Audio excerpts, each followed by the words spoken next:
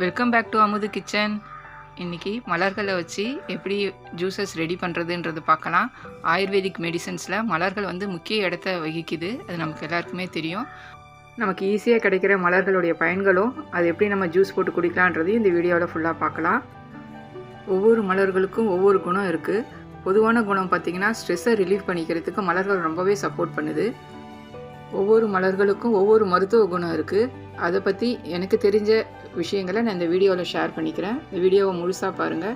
முதல்ல பார்த்திங்கன்னா பன்னீர் ரோஜாவை பற்றி பார்க்கலாம். இந்த பன்னீர் ரோஜா நமக்கு உடம்புக்கும் மனசுக்கும் நேர்மறை எண்ணங்களை அதிகமாக கொடுக்குது.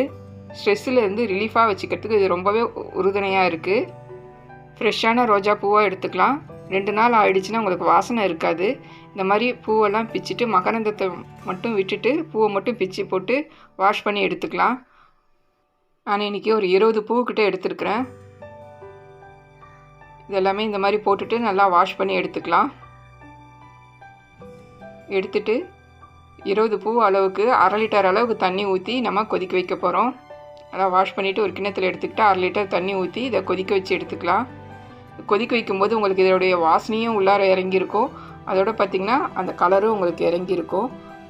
இந்த ரோஜாவுடைய ஜூஸ் உங்களுக்கு மெட்டபாலிசத்தை இம்ப்ரூவ் பண்ணுறதுக்கு ரொம்பவே சப்போர்ட் பண்ணுது. அதோட உடம்புல இருக்க கழிவுகளை வெளியேற்றுறதுக்கும் உங்களுக்கு சப்போர்ட் பண்ணுது. இந்த மாதிரி கொதித்ததும் நீங்கள் வடிகட்டி எடுத்து வச்சுக்கலாம். இது உடனே எடுத்துக்கலாம், இல்லைனா 2 நாள் ஃப்ரிட்ஜில் வச்சு எடுத்துக்கலாம். அதுக்கு மேலே வச்சுருக்க முடியாது. அடுத்து சங்குப்பூவை பற்றி பார்க்கலாம். பயன்களை பற்றி பார்க்கலாம். முக்கியமான பயன்கள் பார்த்திங்கன்னா உங்களுக்கு இது கேன்சரை ப்ரிவென்ட் பண்ணுது. அந்த மாதிரி டயபிட்டிஸை உங்களுக்கு கண்ட்ரோல் பண்ணி வச்சுக்கிறதுக்கு இது ரொம்பவே சப்போர்ட் பண்ணுது. சித்தா மெடிசனில் முக்கியமான பங்கு வகிக்குது இந்த சங்குப்பூ. அதோட கொலஸ்ட்ரால் அவங்களுக்கு குறைக்கிறதுக்குமே சப்போர்ட் பண்ணுது. இந்த மாதிரி நல்லா வாஷ் பண்ணிவிட்டு ஒரு 20-25 பூவுக்கு உங்களுக்கு 1/2 லிட்டர் அளவுக்கு தண்ணி ஊற்றி கொதிக்க வச்சுக்கலாம். நம்ம இது நல்லா ப்ளூ கலரில் நமக்கு ஜூஸ் கிடைக்கும். நமக்கு அதை நம்ம டீயாக குடிச்சிக்கலாம், இல்லை ஜூஸாவது எப்படி நம்ம இதை எடுத்துக்க முடியும். இது 1 நாள் to 2 நாள் தான் வச்சுக்க முடியும். இந்த ஜூஸு ரொம்ப நாளைக்கு வச்சுக்க முடியாது. இந்த மாதிரி நல்லா ப்ளூ கலரில் உங்களுக்கு ஜூஸ் எல்லாம் இறங்கி வந்திருக்கும். பாடி டெம்பரேச்சரை மெயின்டைன் பண்ணுறதுக்கு இந்த ஜூஸ் ரொம்பவே சப்போர்ட் பண்ணுது. ஃபீவராக இருக்கும்போது இந்த ஜூஸ் எடுக்கலாம். ப்ரெக்னெண்ட்டாக இருக்கவங்களும் லாக்டேட்டிங் உமனும் டாக்டரை கன்சல்ட் பண்ணாமல் எடுக்காதீங்க. அதோட பார்த்திங்கன்னா குடல் புண்ணை சரி பண்ணுறதுக்கும் ஸ்ட்ரெஸ்லேருந்து ரிலீஃப் பண்ணுறதுக்கும் இந்த ஜூஸ் ரொம்பவே சப்போர்ட் பண்ணுது. செம்பருத்தியை பற்றி பார்க்கலாம். செம்பருத்தி பற்றி நமக்கு எல்லாருக்குமே தெரியும். நமக்கு ஈஸியாக கிடைக்கக்கூடிய பூ இது. இதில் நிறைய ஹெல்த் பெனிஃபிட்ஸ் இருக்குது. நம்ம ரெகுலராகவே நம்ம இதை எடுத்துக்க முடியும். நம்ம வெறுமா பிச்சு அப்படியே வாயில் போட்டு சாப்பிட்றதா இருந்தாலும் நம்ம சாப்பிட்லாம்.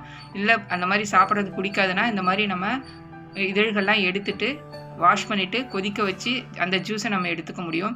நிறைய ஹெல்த் பெனிஃபிட் இருக்குது இந்த செம்பருத்தியில். இந்த மாதிரி இதழ்களை மட்டும் எடுத்துக்கிட்டு தண்ணி ஊற்றி கொதிக்க வச்சு வடிகட்டி எடுத்துக்கலாம். நம்ம இதனுடைய பயன்கள் பார்த்திங்கன்னா ரத்த குழாய் அடைப்பு இருக்கிறவங்க ரெகுலராகவே எம்டி ஸ்டமக்கில் நம்ம இந்த ஜூஸை எடுத்துக்க முடியும். உடல் உஷ்ணத்தை குறைக்கிறதுக்கு இது ரொம்பவே சப்போர்ட் பண்ணுது. மாதவிடாய் கோளாறுகளை சரி பண்ணி கொடுக்குது.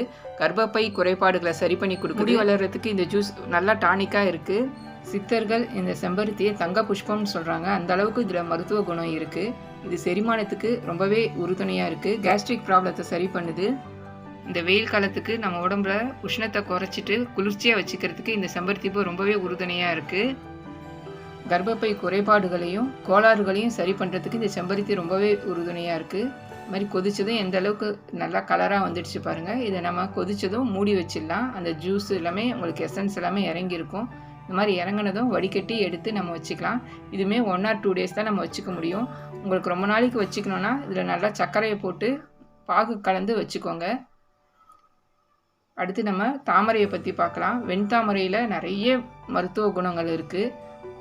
5000 வருஷத்துக்கு முன்னாடியிலேருந்தே ஆயுர்வேதிக் மெடிசனில் இந்த வெண்தாமரை யூஸ் பண்ணிகிட்டு இருக்காங்க. அந்தளவுக்கு இதில் மருத்துவ குணங்கள் இருக்குது.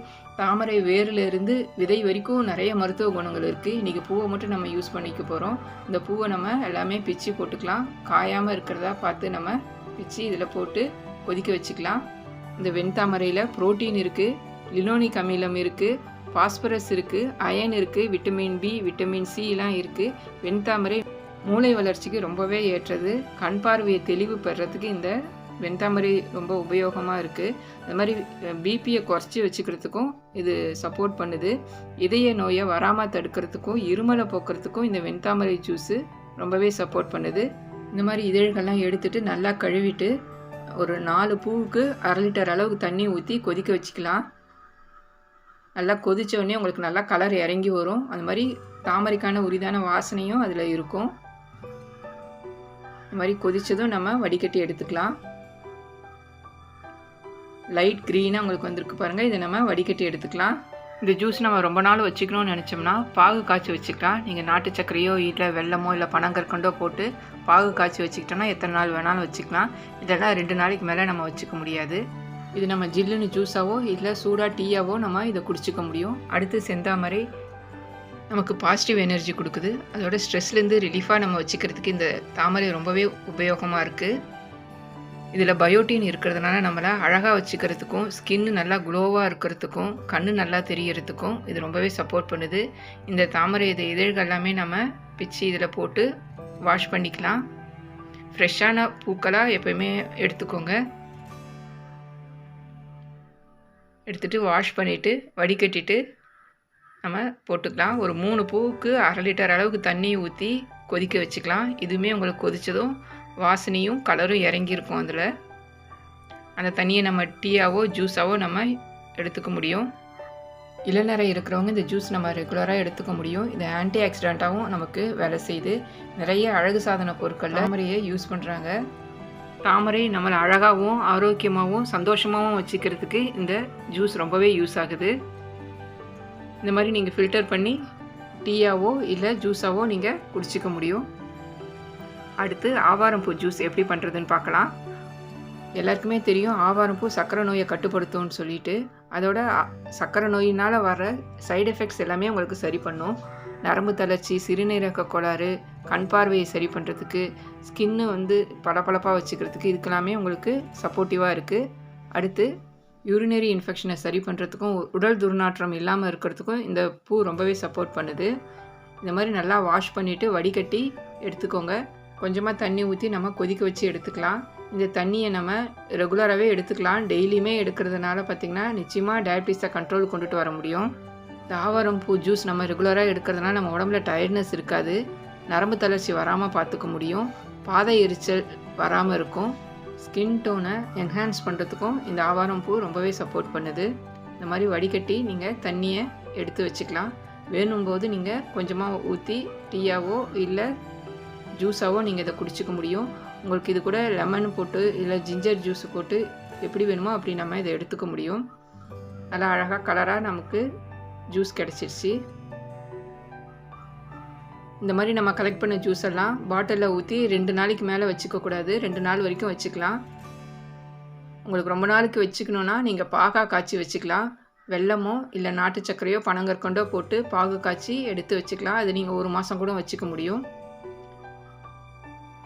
மலர்கள் கண்ணுக்கு மட்டும் விருந்து கிடையாது, உடலுக்கும் மருந்தாக வேலை செய்யுது. மலர் மருத்துவம்னு சொல்லிட்டு ஒரு பிரிவே இருக்குது. அதில் மலர்களை வச்சு நிறைய நோய்கள்லேருந்து விடுபட முடியுன்ற மாதிரி இருக்குது.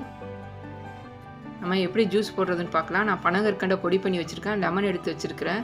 இந்த சங்குப்பூ ஜூஸை ஊற்றிக்கிறேன். இதில் கொஞ்சமாக பனங்கற்கண்டு போட்டுக்கிறேன்.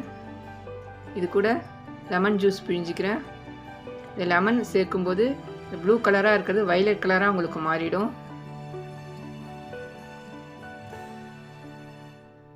அடுத்து ரோஸுடைய ஜூஸ் ஊற்றிக்கிறேன். இது நல்லா வாசனையாக இருக்கும், உங்களுக்கு நல்லா குளிர்ச்சியை கொடுக்கும். இது கூட லெமன் பிழிஞ்சி பனங்கற்கண்டு போட்டு கலந்து குடிச்சிக்கலாம். அடுத்து வெண்தாமரை ஜூஸு, இதுலேயும் பனங்கற்கண்டு லெமன் ஜூஸும் போட்டு குடிச்சிக்க முடியும். இந்த மாதிரி எல்லா ஜூஸுமே நம்ம கலந்து குடிச்சிக்கலாம். உங்களுக்கு இந்த வீடியோ பிடிச்சிருக்குன்னு நினைக்கிறேன். பிடிச்சிருந்துச்சுன்னா லைக் பண்ணுங்கள், ஷேர் பண்ணுங்கள், சப்ஸ்கிரைப் பண்ணி பெல் ஐக்கானை கிளிக் பண்ணி வச்சுக்கோங்க. நான் போகிற அடுத்தடுத்த வீடியோ நீங்கள் தொடர்ந்து பார்த்துக்க முடியும். தேங்க்யூ.